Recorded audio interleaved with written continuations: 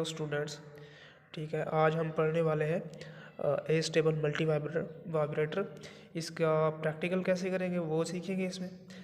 इसकी circuit diagram कैसे बनाते हैं प्रैक्टिकल में, और इसकी वर्किंग क्या क्या है। तो सबसे पहले हम वर्किंग सीखते हैं। ठीक है, वर्किंग सीखने के बाद ही हम किसी प्रैक्टिकल को अच्छे से परफॉर्म कर पाते हैं। तो सबसे पहले मैं इसके कंपोनेंट्स बता देता हूँ।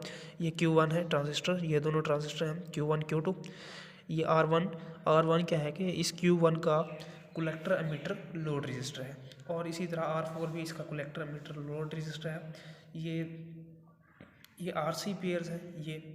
और ये क्या है कि स्टेट्स जो अनस्टेबल होती हैं एस्टेबल मल्टी वाइब्रेटर में, ये इन दोनों पेयर्स की वजह से होती हैं। और R2 क्या है, ये इसका चार्जिंग रजिस्टर है C1 का, और R3 C2 का चार्जिंग रजिस्टर है। और LED पे क्या है कि हम आउटपुट दे सकते हैं। ठीक है, इसका एमीटर यहाँ से ग्राउंड कर देंगे, इसका भी एमीटर ग्राउंड कर देंगे। और क्या है कि इनकी बेस और एक दूसरे के बेस और कलेक्टर एक दूसरे से क्या है कपल्ड है। तो अब हम इसकी वर्किंग देखते हैं। जब हम प्लस VCC अप्लाई करते हैं, मतलब हाई पोटेंशियल अप्लाई करते हैं, मतलब यहाँ पे 1, जब 1 अप्लाई करेंगे तो ये जो प्लस VCC है, ठीक है, ये इस ट्रांजिस्टर पे पहले पहुंच सकता है और इस पे भी, किसी एक दोनों में से किसी एक पे पहले क्या के पहुंच जाएगा। क्योंकि दोनों आइडियली तो आइडेंटिकल होते हैं, लेकिन रियल केस में ऐसा नहीं होता। थोड़ी सी मिसमैचिंग आ जाती है फैब्रिकेशन के दौरान, थोड़ी सी मिसमैचिंग आती है। उसकी वजह से क्या है कि इन दोनों में से पहला एक जो है वो पहले कंडक्ट कर जाएगा। फर्ज करें ये पहले जो है कंडक्ट कर गया है, तो क्या होगा कि जब ये कंडक्ट करेगा पहले तो क्या है कि इसमें जब ये कंडक्ट नहीं करेगा, फर्ज करें तो यहाँ पे मतलब 1 है, तो यहाँ पे भी आइडियली 1 होता है। अगर ये कंडक्ट नहीं करता ये वाला ट्रांजिस्टर, तो यहाँ पे पोटेंशियल क्या है कि मैक्सिमम होगा, हाई पोटेंशियल। इसी तरह इस दौरान अगर हम कहते हैं कि ये सैचुरेशन में है, ये कट ऑफ में है, तो सैचुरेशन का मतलब ये है कि करंट फ्लो कर जाएगा। जब करंट फ्लो कर जाएगा तो यहाँ पे क्या आ जाएगा, 0। इसी तरह यहाँ पे क्या है कि करंट फ्लो नहीं करेगा क्योंकि ये कट ऑफ में है। ठीक है, यहाँ पे ये करंट फ्लो नहीं करेगा, तो यहाँ पे हमें आउटपुट दे देगा, और इस आउटपुट को शो करने के लिए हमने ये LED लगाई हुई है।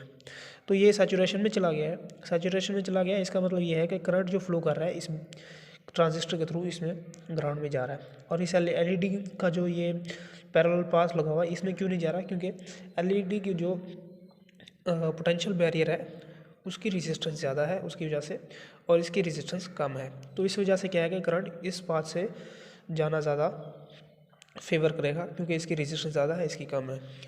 इसी तरह यहाँ पे आ गया 1। ठीक है, तो ये 1 की वजह से क्या होगा कि ये करंट क्योंकि इसमें से फ्लो नहीं कर रहा, इसीलिए इस पे 1 है। ठीक है, और इस 1 की वजह से यहाँ पे LED क्या है कि ऑन हो जाती है। अच्छा, यहाँ पे हमने सपोज कर लिया ये 0 है। ठीक है, तो ये 0 क्या है कि इसको कट ऑफ में लेके आता है। कट ऑफ में कैसे लेके आता है कि यहाँ पे ये 0 है, ये इसकी बेस पर ट्रांसफ़र हो जाएगा। तो जब बेस पर ट्रांसफ़र होगा 0, तो इसको क्या कर देगा, कट ऑफ में कर देगा। जब ये कट ऑफ में चला जाएगा तो इसी वजह से क्या है कि यहाँ से करंट फ्लो नहीं कर पा रहा, और करंट क्या है कि LED में से पास हो रहा है। तो जब इसकी बेस पे इसके कलेक्टर पे 0 होगा, तो इसके ये 0 इस पे चला जाएगा, और इसके कलेक्टर पे क्या है कि 1 आ जाएगा। अब इसी का कलेक्टर का जो 1 है वो दरअसल क्या है कि इसकी बेस पे है, और इसको फॉरवर्ड बाइस कर रहा है कलेक्टर मीटर जंक्शन को, इसीलिए क्या है कि ये सैचुरेशन में है। ठीक है, अब ये स्टेट्स क्या है कि क्योंकि ये नहीं रहती स्टेबल, तो स्विच करता रहेगा स्टेट्स को, तो इसी वजह से क्या है कि इसकी स्टेट्स क्या है कि अनस्टेबल रहती है ये वाली। तो हम देखते हैं कि अनस्टेबल क्यों हो जाती है बार बार। ठीक है, एक स्टेट से दूसरी स्टेट, दूसरी स्टेट से फिर पहली स्टेट, तो इन स्टेट्स को ये क्यों स्विच करता रहता है। तो आप पढ़ते हैं कि RC पेयर्स की आखिर वर्किंग क्या है। अब जब हमने कहा है कि ये क्या है कि सैचुरेशन में है, ये कट ऑफ में है। ठीक है, तो एक बात याद रखें, जब जो सैचुरेशन में है मतलब ये सैचुरेशन में है, ठीक है, और ये क्या है कि कट ऑफ में है, तो जो सैचुरेशन में होगा उसके साथ वाला जो कैपेसिटर होगा वो चार्ज होता है। ठीक है, और जो कट ऑफ में होगा उसके साथ वाला जो कैपेसिटर होता है वो डिस्चार्ज होता है, ठीक है। अब ये है ये अभी चार्ज हो रहा है। अब जब तक ये 0.7 वोल्ट तक चार्ज नहीं होता, ये 0.7 वोल्ट तक चार्ज नहीं होता, इसकी बेस जो है फॉरवर्ड बाइस नहीं हो, कलेक्टर एमिटर जो है जंक्शन है वो फॉरवर्ड बाइस नहीं होगा। तो जैसे ही ये 0.7 वोल्ट तक चार्ज हो जाएगा तो ये 0.7 वोल्ट कहाँ पे, इसकी बेस पे ट्रांसफ़र होता है। तो जब इसकी बेस पे ट्रांसफ़र होगा तो ये इसको कलेक्टर एमिटर जंक्शन को फॉरवर्ड बाइस कर देगा और इसको सैचुरेट कर देगा। तो ये सैचुरेशन स्टेट में चला जाएगा। जैसे ये सैचुरेशन स्टेट में चला जाएगा तो यहाँ पे क्या कहे, ज़ीरो आ जाएगा, ग्राउंड। जो यहाँ पे दरअसल ये 1 था, अब क्या है कि ये 0 में शिफ्ट हो चुका है। अब यही 0 क्या है कि ये इसकी बेस पे शिफ्ट होगा Q1 पे। जब ये Q1 पे शिफ्ट होगा तो क्या होगा कि ये 0 इस पे शिफ्ट हो गया, तो कलेक्टर एमिटर जंक्शन हो गया जो फॉरवर्ड बाइस था, अब फॉरवर्ड बाइस नहीं रहा। तो इसकी रेजिस्टेंस बहुत ज़्यादा बढ़ गई और ये किस में चला गया, कट ऑफ में। जब ये कट ऑफ पे चला गया तो यहाँ पे जो पोटेंशियल है वो हाई हो गया।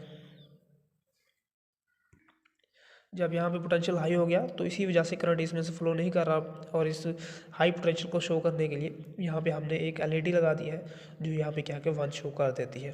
तो मतलब अब करंट जो है वो इसमें से पास कर रहा है, यहाँ पे पोटेंशियल हाई हो गया है, यहाँ पे पोटेंशियल हो गया लो।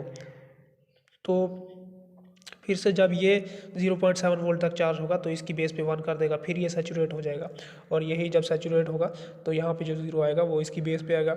इसकी बेस को फिर जब 0 आएगा तो ये इसको कट ऑफ में ले जाएगा और यहाँ पे फिर 1 आ जाएगा। तो इस तरह से स्टेट्स क्या है कि स्विच करती रहती हैं। अब ये स्टेट्स जो है एक स्टेट से दूसरी स्टेट में जाने के लिए कितनी देर ये अपने आप को क्या है कि स्टेबल रखती है, ठीक है, कितनी देर तक मतलब एक स्टेट में रहता है फिर दूसरी स्टेट में चला जाता है, इसको फाइंड आउट करने के लिए हम एक यूज़ करते हैं अपना फार्मूला इसका टाइम पीरियड का। तो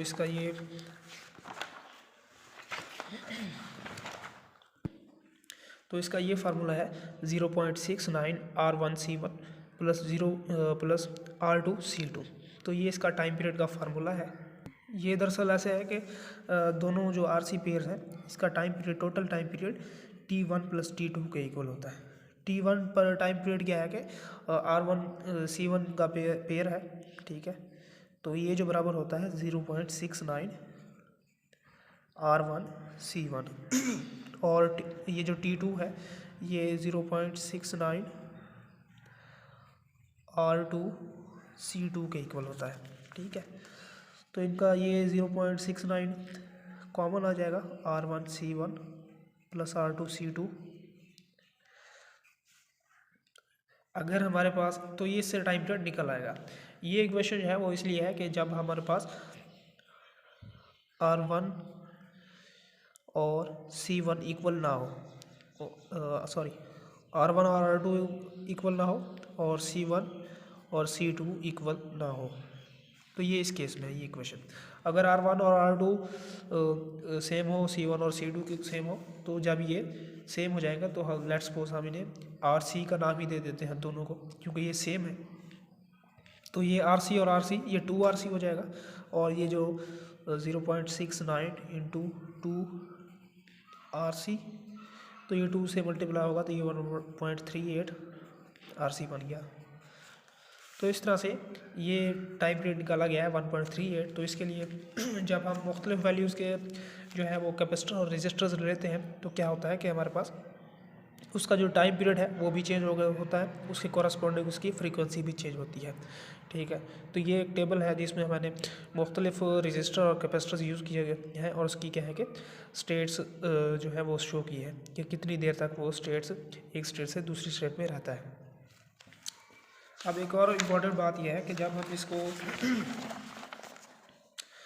ऑब्ज़र्व करते हैं तो इसकी स्टेट्स फर्स्ट ग्राम 1 सेकंड के लिए ये है 1 में रहती है, ठीक है, फिर 1 सेकंड के लिए ये 0 में रहती है। तो इसका फर्ज करें ये 1 सेकंड क्या है कि टाइम पीरियड आ रहा है।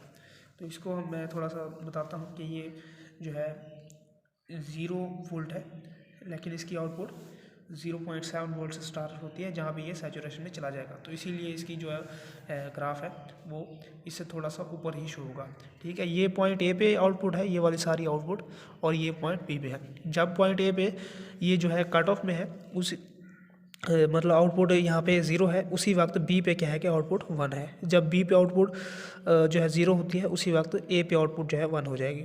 तो इसी तरह स्टेट्स क्या है स्विच होती रहेगी।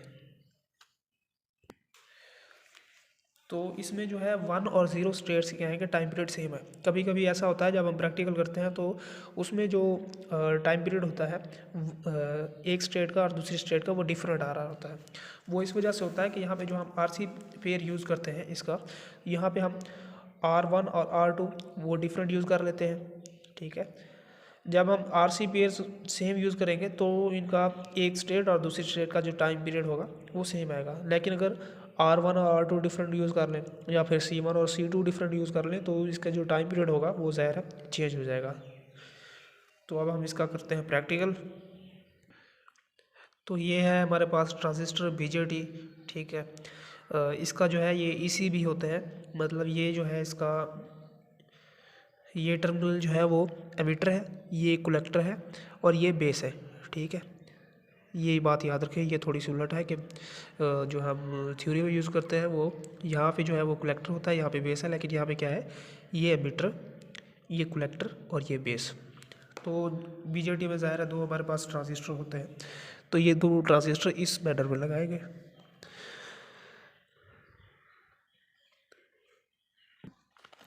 तो ये हमारे पास दो ट्रांजिस्टर हो गए। उसके बाद हमारे पास ये रजिस्टर होंगे, लोड रजिस्टर, ये हम 1 किलो ओम के यूज़ करेंगे, ठीक है। लोड रजिस्टर जो है वो, तो क्योंकि वीडियो लंबी होने वाली है इसके लिए इसको मैं शॉर्ट करने के लिए इसकी सर्किट डायग्राम बनाने के बाद ही आपको सारी वीडियो कट करके दिखाता हूँ। तो ये हमारा सर्किट अब बन चुका है, कंप्लीट है, ठीक है। इसमें मैंने इसको सिंपल ही रखा है सर्किट को। तो ये देखें इसकी स्टेट्स क्या है कि अब स्विच कर रही है। इसका मैं टाइम पीरियड आपको अब दिखाता हूँ। मैंने यूज़ किया है ये रजिस्टर जो है वो 47 किलो ओम के यूज़ किए हैं। ये जो है R1 है, सॉरी ये R1, R2, R3 and R4। अब ये R1 जो है वो एक यहाँ से यूँ होके ये Q1 की कलेक्टर से अटैच है, ये R2 यहाँ से ऐसे होके Q2 की जो है वो कलेक्टर से अटैच है, और इसका ये एमिटर है, इसका एमिटर ग्राउंडेड है ये, ठीक है। इसका भी ये जो एमिटर है ये यू ग्राउंडेड है इसका। तो मैं इसकी जो है इनपुट और आउटपुट आपको निकाल के दिखाता हूँ। तो ये जो है इसका एमिटर है, ठीक है। ये देखें ये इसका एमिटर है, ये ग्राउंडेड है यहाँ से, इसका ये एमिटर यहाँ से ये ग्राउंडेड है, ठीक है। इस कलेक्टर से एक LED हमने ले ली है, इसके कलेक्टर से एक LED ले ली है। ये R1, R2, R3 और R4 ये RC पेयर्स है, ये और ये इसके ये RC पेयर्स है, ठीक है। और इसका जो है ये RC पेयर से ये टर्मिनल लिया गया है, ये इसकी बेस पे Q1 की, और इससे जो RC पेयर है इसके जो हमारे कनेक्शन है वो कनेक्ट कर दिया है इसकी बेस से। तो इस तरह से हमारा जो है सर्किट वो कंप्लीट हो जाएगा। तो मैंने जो RC पेयर्स यूज़ किए हैं वो ये जो है मैंने यूज़ किया है 32 माइक्रोफेरेड का, और ये जो रजिस्टर मैंने यूज़ किया है वो है 47 किलो ओम का, ठीक है। तो इसकी आउटपुट हम कैलकुलेट करते हैं टाइम पीरियड से, और मैं दिखाता हूँ कि इसकी आउटपुट कितने सेकंड्स की तकरीबन आ रही है सर्किट पे। तो ये अब आप देख सकते हैं कि इसकी आउटपुट जो है वो तकरीबन 2 सेकंड्स जो है इसका टाइम पीरियड आ रहा है, ठीक है। 2 सेकंड्स मतलब एक स्टेट जो है वो 2 सेकंड में एक स्टेट तक रहता है, चाहे वो इसकी LED की 0 स्टेट हो या 1 स्टेट हो, उसमें ये 2 सेकंड्स तक ड्यूरेशन है इसकी। तो अब इसका फार्मूला यूज़ करते हुए हम वो यूज़ करते हैं, इसका टाइम पीरियड निकालते हैं। तो यहाँ पे हमने जो रेजिस्टेंस यूज़ की है R1 और R2 मैंने सेम यूज़ किया है, ठीक है। तो ये जो है वो 47 किलो ओम या 47,000 हो गई, और जो कैपेसिटर मैंने यूज़ किया C1 और C2 वो भी सेम वैल्यूज़ के हैं दोनों। ये मैंने यूज़ किया है 32 क्रॉस 10⁻⁻⁶ ये माइक्रोफेरेड हो गया। इसका ओम हो गया, और इसका जो टाइम पीरियड है वो 1.38 in case of same RC pairs. R जो है मैंने यूज़ किया है वो 47,000 और सी जो है वो 32 क्रॉस 10⁻⁻⁶। तो अब इसको कैलकुलेट करते हैं।